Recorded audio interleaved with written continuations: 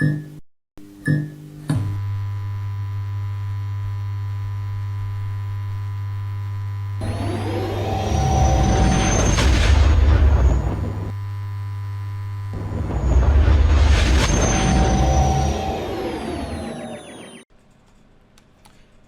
there, Callum here, back with another Fun Facts article, which I'm going to read and talk about a little bit as I go. So, this one's tales from the making of Jedi Knight II, Jedi Outcast. This is on October 28th, 2019, so not too long ago, compared to the other ones. This is more about the re-release, of course. So last month, Asper Media re-released a port of Jedi Knight II, Jedi Outcast on the Nintendo Switch and PS4. It was a particularly notable re-release, not just for fans of Star Wars, but as an artifact of a particular era of game development and the development history of now Activision-owned Raven Software. To mark the game's re-release, a handful of Jedi Outcast developers, who are still at Raven working on Call of Duty games, dropped by the GDC Twitch channel to share some classic stories from developing the original 2002 game. So it's really cool. Here are a few select stories that writer Eric Biestman, hopefully I'm pronouncing that right, gameplay programmer, wait, what? That's just the same title twice, isn't it? Gameplay programmer? Anyway, Mike Gummel, lead designer Chris Foster and lead programmer James Monroe shared about the original game's design concepts that highlight how much game development has changed and how the team shipped a cinematic Star Wars game with the tech they had at the time. And I really love how, just before I go into the next part, Star Wars games always tended to push the technology to be able to create the new advances in technology, even if they don't work out as good at the time for the actual game. It actually, you look back at it and go, they actually were risky and they were going for something more than the normal games you had at the time. Anyway, a more generalist age. When asked about the biggest differences between working on Jedi Outcast and their current work in game development, the team of veterans agreed that in the last 17 years, their roles in the game industry have become far more specialised, and their work on Jedi Outcast stretched far beyond their official titles. One of the things we talk about is back then, we wore a lot of hats, Foster explained. I built levels, I was in charge of the design team, but I also had to light levels. I was scripting, we were doing all the continuity of everything. I love how they pay attention to continuity, by the way. And we were helping Eric make sure that when the dialogue went in, that it all made sense. I assume that's supposed to be given, what we had to change around, which is pretty awesome. Something I think is great when you're working on something is that when you can wear different hats, it really helps out the team, because if you understand different departments, you at least can work together well and understand where the other person's coming from. But on the flip side of that, you can get know-it-alls that say, oh, I know how to do it better and I'll take over. But if everyone's working together in unity as they should be, then it's great. So we were doing tons of things. A lot of times now we're a little bit more segmented. I added more words to that. We're a little more segmented. Like, we build the levels and do whatever, but somebody else is doing Hollywood level lighting and somebody else is a scripter that has, 20 years of experience doing it. So we kind of spread a lot of those tasks out, so it means a lot more communication has to happen. Which that's not a bad thing. It takes the workload off more of them. Blessman pointed out that when he started at Raven, the company numbered just 13 people. Now there's over 200. I still love it, and I love the people I work with, and I get to meet a lot of cool people at different studios, he explained, but I would be working on the narrative, I would be working on catchphrases, I would be retexturing, I'd talk to our artists, I would help with art. There was just more for you to do, and I personally have not been in an editor in... I English and then it English. I personally have not been an editor in I don't know how long, and it's something that you really miss. So yeah, I can definitely see that as well. You become more segmented. You really love doing multiple roles in different ways. When you don't get the chance to do the job, I can see where you miss it. There's a nice screenshot of Jedi Outcast there. Those generalist tendencies help the team transition from being an exclusively first-person game developer to a third-person one.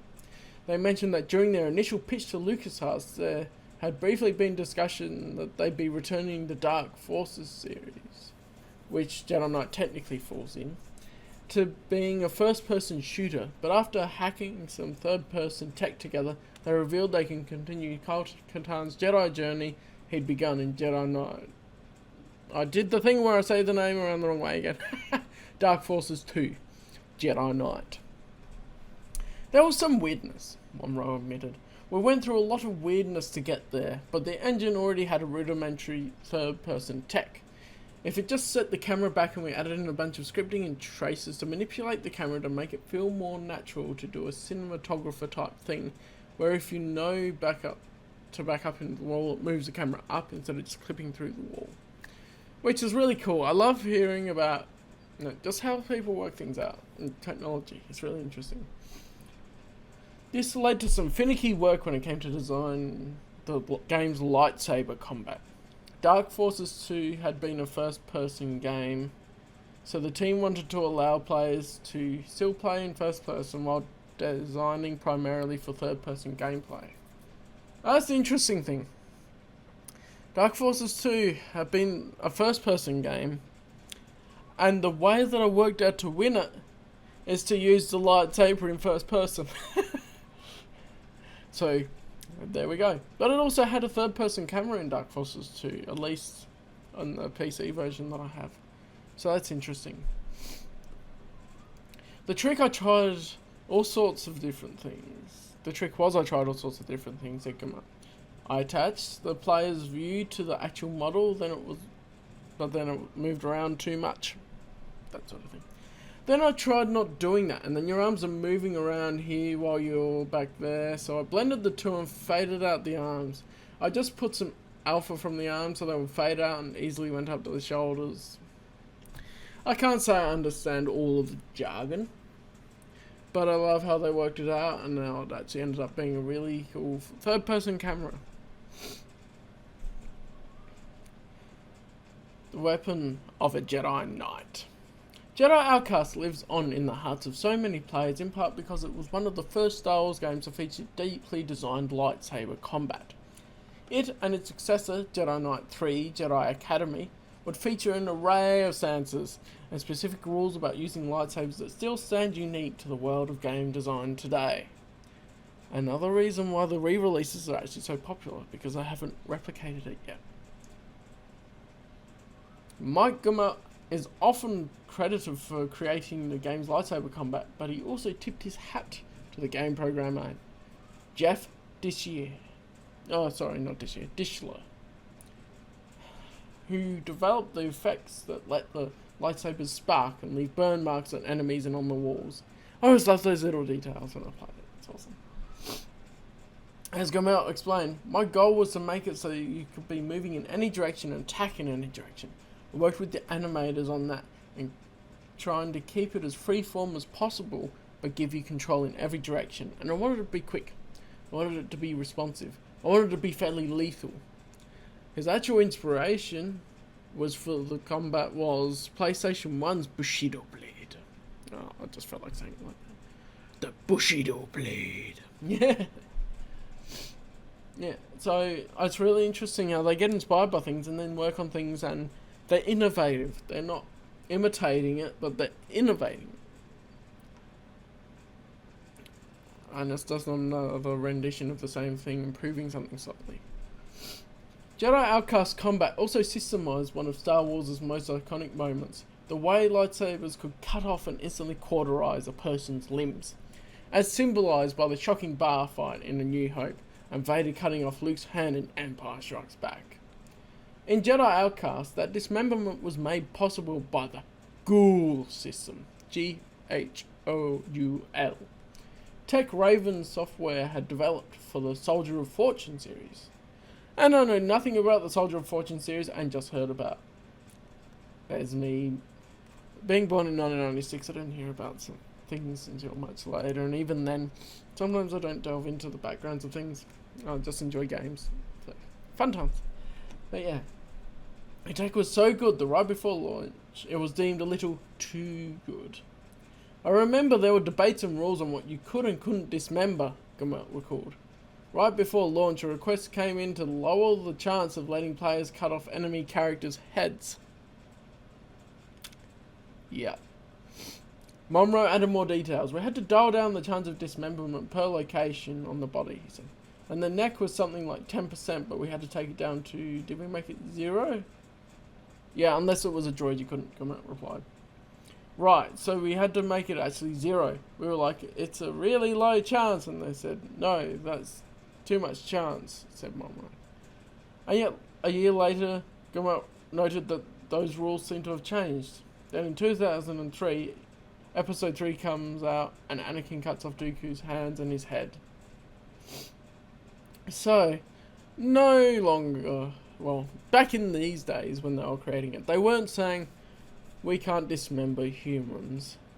They were going, wait, the chance on the neck being dismembered is too high, we need to turn it down. But we could dismember the rest of the body.